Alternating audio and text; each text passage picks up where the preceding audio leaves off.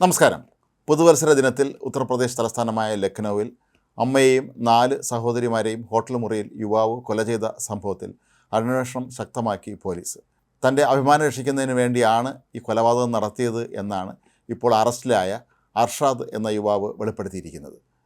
എന്നാൽ ഇയാൾ പറയുന്ന പല കാര്യങ്ങളും സത്യമാണോ എന്ന് പോലീസിന് പരിശോധിക്കേണ്ടതുണ്ട്. താൻ തൻ്റെ അമ്മയെയും സഹോദരിമാരെയും എല്ലാം കൊന്നതിന് ഉത്തരവാദി നാട്ടുകാരാണ് എന്നാണ് ഇയാളിപ്പോൾ പറഞ്ഞിട്ടുള്ളത്.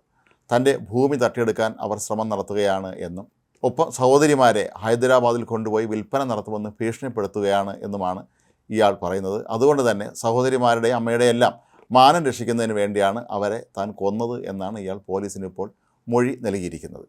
അർഷദ് എന്ന ഈ 24-കാരൻ്റെ മാനസിക നിലയെക്കുറിച്ചും ഒരുപക്ഷെ കൂടുതൽ പരിശോധനകൾ നടത്തേണ്ടി വരും എന്നാണ് പൊതുവെ കരുതപ്പെടുന്നത്. ഇയാളുടെ പിതാവും ഈ കുറ്റകൃത്യത്തിൽ പങ്കുചേർന്നിട്ടുണ്ട് എന്നാണ് ഇപ്പോൾ അർഷാദ് പോലീസിനോട് സമ്മതിച്ചിട്ടുള്ളത്. എന്നാൽ ഇയാളെ ഇനിയും പോലീസിന് പിടികൂടാൻ കഴിഞ്ഞിട്ടുമില്ല. അർഷാദിൻ്റെ അമ്മ അസ്മ, സഹോദരിമാരായ ആലിയ, അൽഷിയ, അക്സ, റഹ്മീൻ എന്നിവരാണ് കൊല്ലപ്പെട്ടത്. ഭക്ഷണത്തിൽ ലഹരി മരുന്ന് ചേർത്ത് നൽകിയതിന് ശേഷമാണ് ഇയാൾ ഇവരെയെല്ലാം കൊലപ്പെടുത്തിയത് എന്നാണ് കരുതപ്പെടുന്നത്.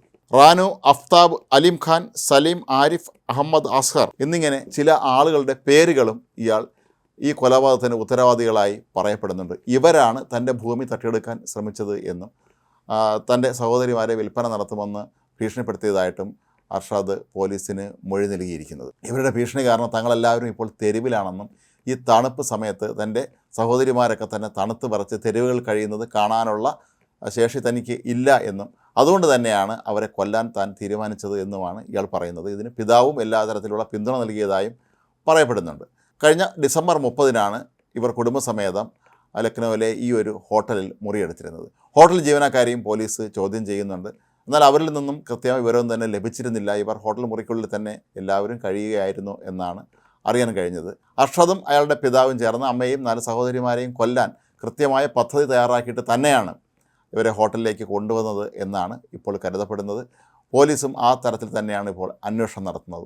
എന്നാൽ ഇതൊന്നും അല്ലാതെ മറ്റേതെങ്കിലും കുടുംബ പ്രശ്നങ്ങൾ ഇവർക്കുണ്ടോ എന്ന അന്വേഷണവും നടക്കുന്നുണ്ട്. ഇതൊരു ദുരഭിമാന കൊലയാണോ എന്നും ഇപ്പോൾ പോലീസിന് സംശയമുണ്ട്. മറ്റേതെങ്കിലും കാരണങ്ങൾ കൊണ്ടാണോ ഇയാളും പിതാവും കൂടെ ചേർന്ന് ഈ സഹോദരിമാരെയും അമ്മയെല്ലാം കൊന്നത് എന്നുള്ളതിനെക്കുറിച്ചും ഇപ്പോൾ അന്വേഷണം നടക്കുന്നുണ്ട്. പുതുവത്സര ദിനത്തിൽ രാജ്യത്തെ ഞെട്ടിച്ച സംഭവം തന്നെയായിരുന്നു ഇത്.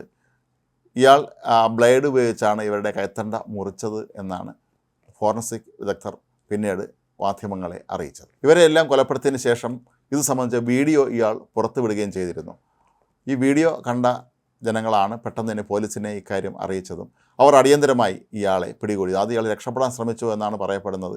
എങ്കിലും പിന്നീട് ഇയാൾ പോലീസിൻ്റെ പിടിയിലായിരുന്നു. എന്നാൽ ഇയാൾ പറയുന്ന പല കാര്യങ്ങളിലും വൈരുദ്ധ്യമുണ്ട് എന്ന് തന്നെയാണ് പോലീസ് ഇപ്പോഴും കരുതുന്നത്.